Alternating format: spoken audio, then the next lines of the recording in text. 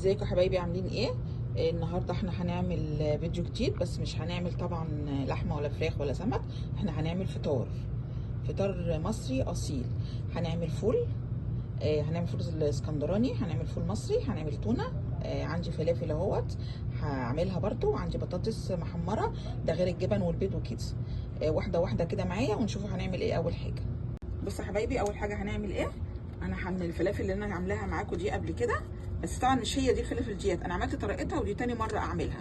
هناخد منها جزء كده، انا مطلعاها من فتره، هضربها في الكبه تاني. انا قلت لكم قبل كده ان انا اما تطلعوها من الفريزر لازم تضربوها في الكبه. فهناخد كميه كده نضربها، هضربها مع ايه جزء من البصله ديت. البصله دي هعملها ايه للبيض، وهعملها هاخد منها حته للفلافل اهو. اما تحطي البصله اكنك لسه عاملاها طازه.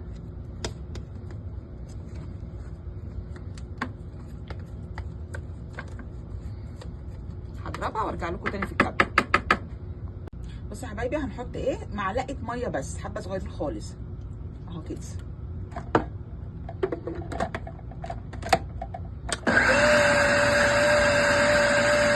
بصوا يا حبايبي، انا ضربتها اهو كده اهي.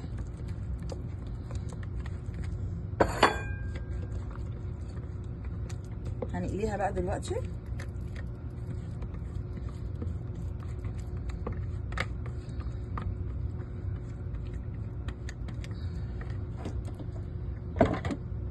بصوا يا حبايبي، انا اهو هعمل حق الفلافل اهوت، هبتدي اقليها.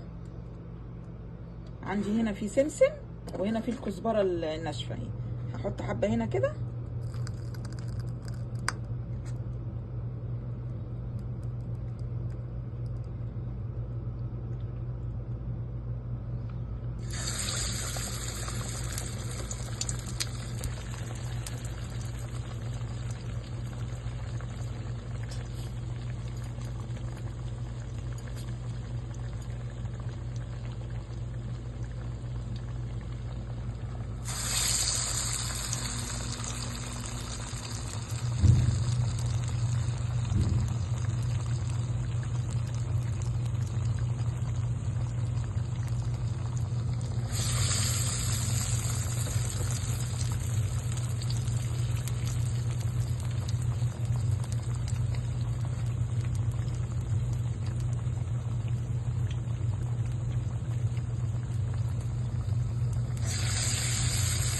هكمل قلي بقى وارجع لكم تاني.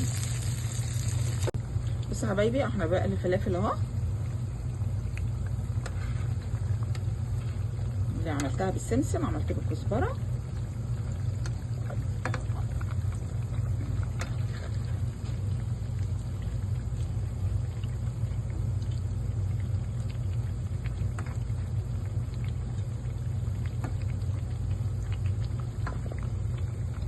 بصوا اللي فيه الكزبره منظرها عامل ازاي، دي اللي هي بالسمسم.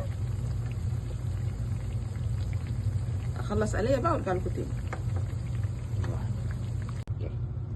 بصوا يا حبايبي، انا قليت الفلافل اهو، نفس الزيت ده بقى انا هقلي فيه البطاطس اهو.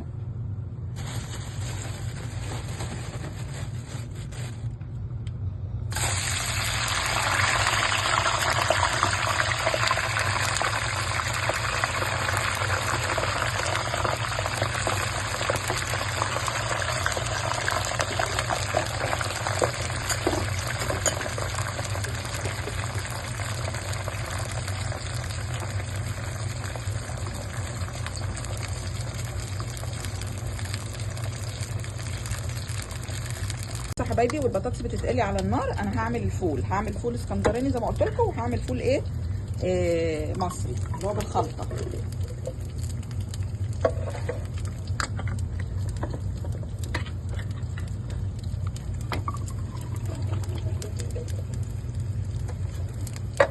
احط هنا حبه من بصوا يا حبايبي، انا هحط جزء هنا كده اهو فلفل اخضر وطماطم دوت، اللي هو هيبقى اللي هو المصري، هيتحط عليه طحينه وهيتضرب في الكبه، لكن دوت مش هيتهرس. هنحط له برده شويه من الفلفل وشويه من الطماطم، بس مش هنهرسوه.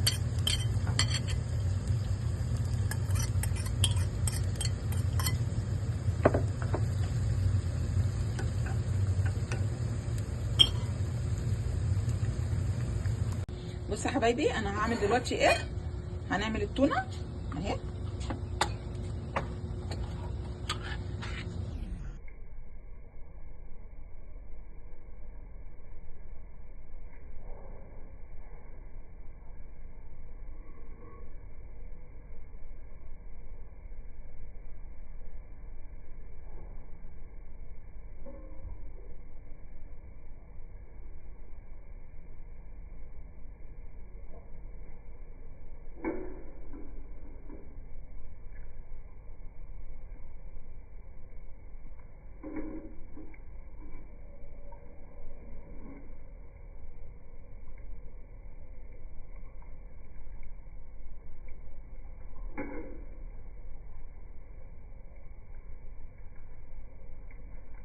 بصوا يا حبايبي احنا هنعمل دلوقتي البيض الاومليت بالبصل اهو. همسك البصله ابشرها اهي، طريقه جديده حلوه للبيض.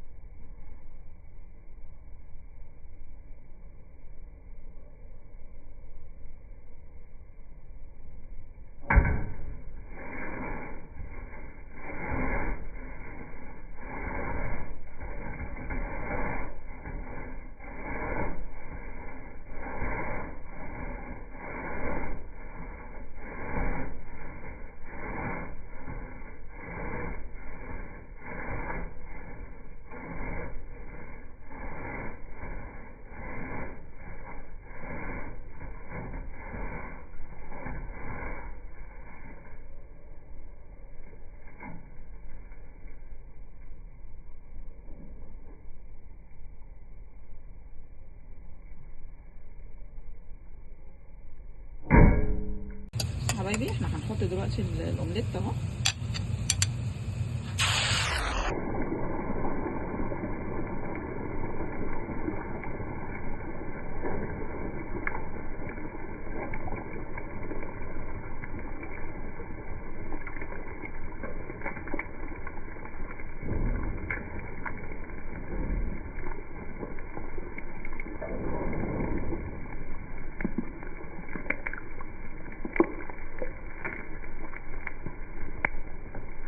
بصوا البطاطس اهي هنطلعها. الفول دلوقتي انا هضربه اللي هو بالمصري، هضربه في الكبه.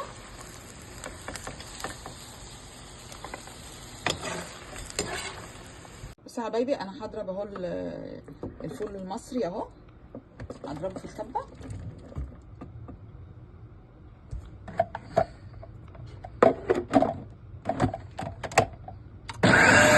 انا ضربت اهو. بعد كده هنحط بقى عليه طحينه وزيت زيتون وكمون وملح بس.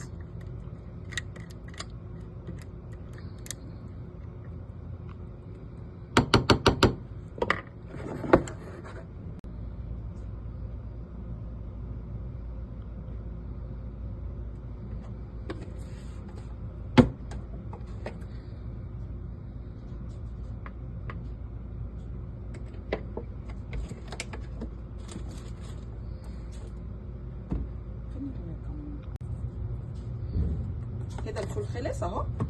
ده بالخلطه اهو، زيت زيتون وطحينه وفي فلفل وطماطم ضربت اهو بقى بالمنظر ده. هعمل لكم دلوقتي فول الاسكندراني. بصوا يا حبايبي ده دلوقتي الفول الاسكندراني اهو، مش هيتهرس ولا يتضرب ولا يتعمل فيه اي حاجه، هو مجرد كده بس وخلاص. هتحط له بس زيت الزيتون، هتحط له كمون. هو الفول دوت اللي بيجي كده جاهز بيبقى فيه ملح، ما بتحطلوش ملح. ده بقى الفول الاسكندراني. بصوا يا حبايبي انا هعمل لكم جبنه قديمه اهيت، هعملها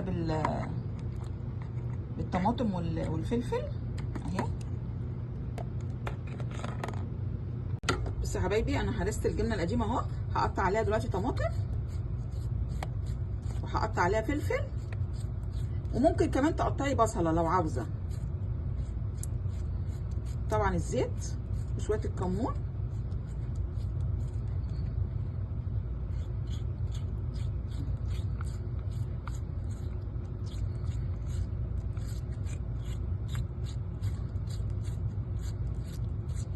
اللي بيحبها بقى مش هتشط وكده يحط قرن فلفل.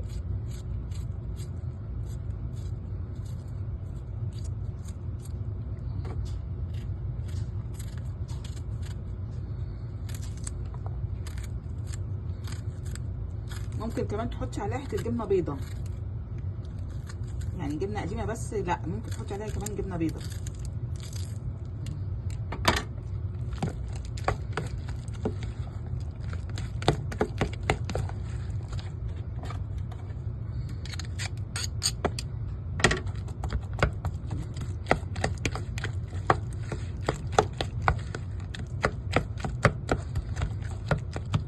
بصوا يا حبايبي العلبه دي كان فيها بواقي جبنه اهي، رحت انا ايه نقله فيها الجبنه اللي هي مش اهي. هقلبهم مع بعض بقى.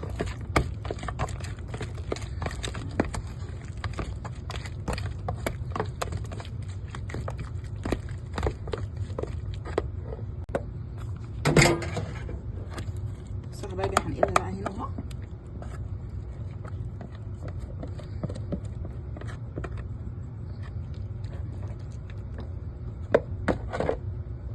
حط زيت زيتون عليها.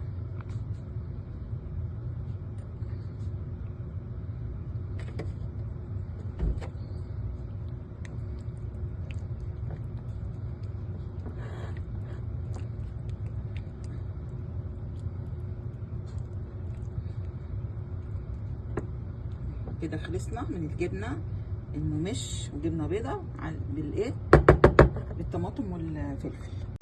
يلا بصوا يا حبايبي احنا هنقلب اهوت البيض.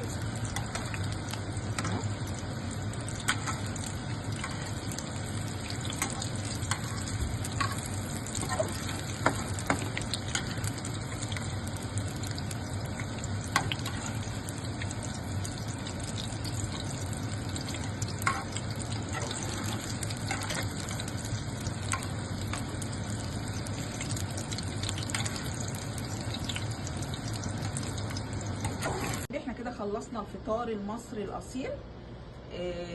لا هو الاكل اهو، لانشون، جبنه تركي، جبنه ريكفورد، والجبنه اللي هو يملاوي، ودي جبنه علب، الجبنه الحمراء،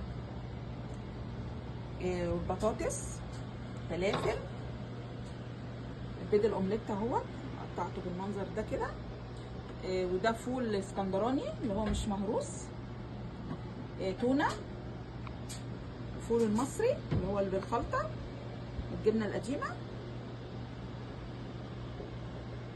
وادي البصل.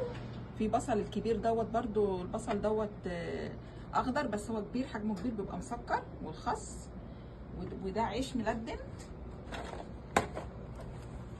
وده عيش طابونه اهو، وده عيش السندوتشات برضو.